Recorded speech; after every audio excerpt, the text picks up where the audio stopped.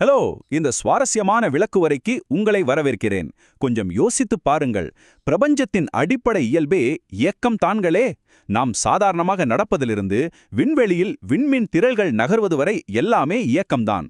இன்னிக்கு நாம் ஒரு சுவாரஸ்யமான உயர்நிலைப்பள்ளி இயற்பியல் வகுப்புக்குள்ள நுழையப் போறோம். இந்த பிரபஞ்சத்தின் இயக்கத்தை எப்படி முன்கூட்டியே கணிக்கலாம்? அதுக்கு கணிதத்துல ஏதேனும் ஷீட் கோட்ஸ் இருக்கா? அதான் இன்னைக்கு நாம கண்டுபிடிக்க போறோம். வாங்க, ஆழமா பயணிப்போம். இன்னைக்கு நம்ம பயண திட்டம் இதுதான்.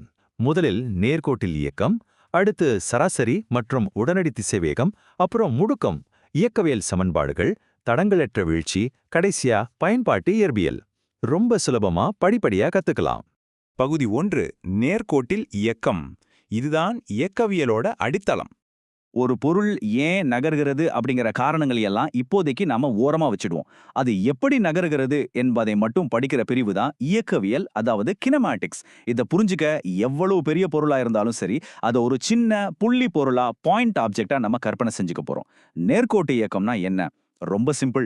ஒரு நேர்கோட்டில் மட்டுமே நடைபெறும் பொருட்களின் இயக்கம். பிரபஞ்சத்தோட சிக்கலான முப்பரிமாண இயக்கங்களை புரிஞ்சுக்கொள்ளும் முன்னாடி இந்த அடிப்படை நேர்கோட்டு இயக்கத்தை நாம தெளிவா புரிஞ்சுக்கணும். இதுதான் நம்ம முதல் படி. பகுதி 2 சராசரி மற்றும் உடனடி திசைவேகம். சரி, ஒரு பொருளோட இயக்கத்தை எப்படி அளவிடுறது? இங்க 2 முக்கியமான விஷயங்கள் இருக்கு. ஒன்னு சராசரி திசைவேகம். இது ஒரு குறிப்பிட்ட நேரத்துல ஒரு பொருளோட ஒட்டுமொத்த பயணத்தை பத்தி சொல்றது. ஆனா உடனடி திசைவேகம் அப்படிங்கிறது ரொம்ப ரொம்ப துல்லியமானது. கால இடைவெளிய அப்படியே குறைச்சிக்கிட்டே வந்து கிட்டத்தட்ட 0வுக்கு நெருக்கமா, அதாவது ஒரு மில்லி செகண்ட் அளவுக்கு சுருக்கும் போது அந்த ஒரு குறிப்பிட்ட கணத்துல பொருளோட வேகம் என்னன்னு இது காட்டும். சிம்பிளா சொல்லணும்னா, சராசரிங்கிறது மேலிருந்து பார்க்குற ஒரு பறவை பார்வை மாதிரி. உடனடி திசைவேகம்ங்கிறது மைக்ரோஸ்கோப் வழியா ஜூம் பண்ணி பார்க்குற மாதிரி. இப்போ திரையில இருக்கிற இந்த நிலைக்கால வரைபடத்தை பாருங்க. 4வது வினாடியில பொருளோட வேகம் என்னன்னு நமக்கு தெரியணும்னு வச்சுப்போம். அந்த புள்ளியில வரையப்பட்ட தொடுகோட்டின், அதாவது டான்ஜென்ட்டோட சாய்வை ஸ்லோ பண்ணாம கணக்கிட்டா போதும். இயற்பியலும் கணிதமும் எப்படி அழகா இணைக்குதுன்னு பாத்தீங்களா? அந்த சாய்வு தாங்க அந்த வினாடியில இருக்கிற உடனடி வேகம். இப்போ உங்ககிட்ட ஒரு கேள்வி. இதுவரைக்கும் நாம நிலையான வேகத்தை பத்தியே பேசிட்டு இருந்தோம். ஆனா நிஜ வாழ்க்கையில ஒரு கார் எப்பவுமே ஒரே வேகத்திலே போகுமா? கண்டிப்பா இல்ல. வேகம் கூடும் அல்லது குறையும், சரியா? அப்போ வேகம் மாறிலியாக இல்லாத போது என்ன நடக்கும்? பகுதி 3 முடுக்கம், அதாவது மாறும் வேகம். முடுக்கம், அதாவது ஆக்சிலரேஷன் சொன்ன உடனே வேகத்தை அதிகரிக்கிறதுன்னு மட்டும் நினைச்சுக்காதீங்க. திசை வேகம் காலத்தை பொறுத்து எந்த விகிதத்துல மாறுது அப்படிங்கிறது தான் முடுக்கம். வேகம் அதிகரிச்சாலும் சரி, குறைஞ்சாலும் சரி, திசை மாறினாலும் சரி, அங்க முடுக்கம் இருக்குன்னு அர்த்தம். இப்போ இந்த திசைவேக கால வரைபடத்துல பாருங்க. கோடு மேல் நோக்கி போனா அது நேர்மறை முடுக்கம். அதுவே கோடு கீழ்நோக்கி சரிஞ்சா அது எதிர்மறை முடுக்கம், அதாவது வேகம் குறையுதுன்னு அர்த்தம். கோடு ஸ்ட்ரெயிட்டா கிடைமட்டமா இருந்தா முடுக்கம் 0. ஆக ஒரு வரைபடத்தோட கோடுகளை பார்த்தே ஒரு பொருள் எப்படி நகருதுன்னு உங்களால இப்போ ரொம்ப சுலபமா சொல்ல முடியும். இப்போ இயற்பியல்ல இருக்கிற ஒரு சூப்பரான சீட் கோட் உங்களுக்கு சொல்ல போறேன். ஒரு திசைவேக கால வரைபடத்துல அந்த வரைபட கோட்டிற்கு கீழே அடைபடும் பரப்பளவை, ஏரியா அண்டர் த கர்வ், கணக்கிட்டாலே போதும். அது அந்த பொருள் பயணித்த மொத்த தூரத்திற்கு, அதாவது அதோட இடப்பெயர்ச்சிக்கு சமமா இருக்கும். ஜியோமெட்ரி பரப்பளவும் இயற்பியல் தூரமும் ஒன்னாகுதுன்னா இது நிஜமாவே எவ்வளவு அற்புதம்னு யோசிச்சு பாருங்க. பகுதி 4 இயக்கவியல் சமன்பாடுகள். இதுவரைக்கும் நாம பார்த்த திசைவேகம், நேரம், முடுக்கம், இது எல்லாத்தையும் ஒன்னு சேர்த்து சில பவர்ஃபுல்லான கணித சமன்பாடுகளை உருவாக்க போறோம். இதுதான் அந்த 3 இயக்கவியல் சமன்பாடுகள். இத கொஞ்சம் நல்லா மனசுல பதிய வச்சுக்கோங்க. வீணா இறுதி திசைவேகம், V0னா ஆரம்ப திசைவேகம், ஏனா முடுக்கம், Tனா நேரம், அப்புறம் Xனா இடப்பெயர்ச்சி. முடுக்கம் மாறிலியா இருக்கும்போது இந்த 5 விஷயங்கள்ல உங்களுக்கு சிலது தெரிஞ்சிருந்தா போதும், மத்ததை ஈஸியா கண்டுபிடிச்சிடலாம்.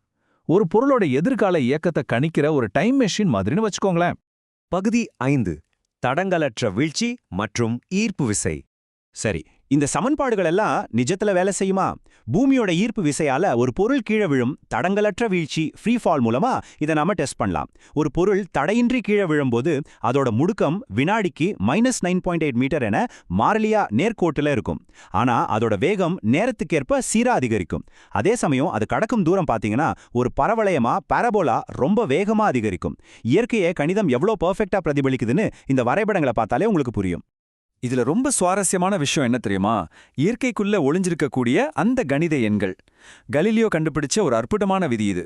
ஒரு பொருள் தடையின்றி கீழே விழும்போது சமமான கால இடைவெளிகளில், அதாவது ஒவ்வொரு வினாடியிலும் அது கடக்கும் தூரங்களின் விகிதம் 1:3:5:7ன்னு ஒற்றைப்படை எண்களாகவே ஆட் நம்பர்ஸா இருக்கும். இயற்கையோட டிசைன்ல இப்படி ஒரு சீரான அமைப்பு இருக்கிறது நிஜமாவே ஆச்சரியமா இருக்குல்ல? பகுதி 6 நடைமுறை வாழ்வில் இயற்பியல். தியரி எல்லாம் பார்த்தது போதும், நிஜ வாழ்க்கைக்கு வரும். நீங்க ஒரு கார்ல போயிட்டு இருக்கீங்க, சடன்னு பிரேக் அடிக்கிறீங்க. கார் எவ்வளவு தூரம் தள்ளி போய் நிற்கும்? இதையும் நம்ம சமன்பாடுகளை வச்சு கண்டுபிடிக்கலாம். இங்க சாலை பாதுகாப்பை உணர்த்தும் ஒரு முக்கியமான பாடம் இருக்கு. அந்த சமன்பாட்டுல வேகம் வர்க்கமாக்கப்பட்டிருக்கு, ஸ்கொயர்டா இருக்கு. அதோட அர்த்தம் என்னன்னா, நீங்க காரோட வேகத்தை 2 மடங்கு அதிகரிச்சா பிரேக் அடிச்ச பிறகு கார் நிக்கிற தூரம் 4 மடங்கு அதிகரிக்கும். அதிவேகம் ஏன் ஆபத்துன்னு இப்ப கணிதபூர்வமா புரியுதா? கடைசியா ஒரு சின்ன எக்ஸ்பெரிமெண்ட். உங்க நண்பர் ஒரு ஸ்கேலை ரூலரை மேல இருந்து கீழே விட நீங்க அதை சடனை பிடிக்கணும். இப்போ அந்த ஸ்கேல் உங்க கைக்கு வர்றதுக்குள்ள எவ்வளவு தூரம் கீழே விழுந்துச்சுன்னு அளப்பதன் மூலமா உங்களோட எதிர்வினை நேரம், ரியாக்ஷன் டைம், அதாவது உங்க மூளை எவ்வளவு வினாடிகள்ல கட்டளை கொடுத்துச்சுன்னு அந்த இயக்கவியல் சமன்பாடுகளை கொண்டு நம்மால ரொம்ப துல்லியமா கணக்கிட முடியும். செமையா இருக்குல்ல? இந்த விளக்கவுரையின் மூலம் ஒற்றை பரிமாணத்துல, அதாவது ஒரு நேர்கோட்டுல பொருட்கள் எப்படி நகரும்னு நாம ரொம்ப தெளிவா கத்துக்கிட்டோம். இப்போ கணித சமன்பாடுகளை வச்சு ஒரு பொருளோட எதிர்காலத்தை கணிக்கிற ஒரு சூப்பர் பவர் உங்ககிட்ட இருக்கு. ஆனா முடிக்கும் போது ஒரு சின்ன கேள்வியோட உங்களை விட்டுட்டு போறேன்.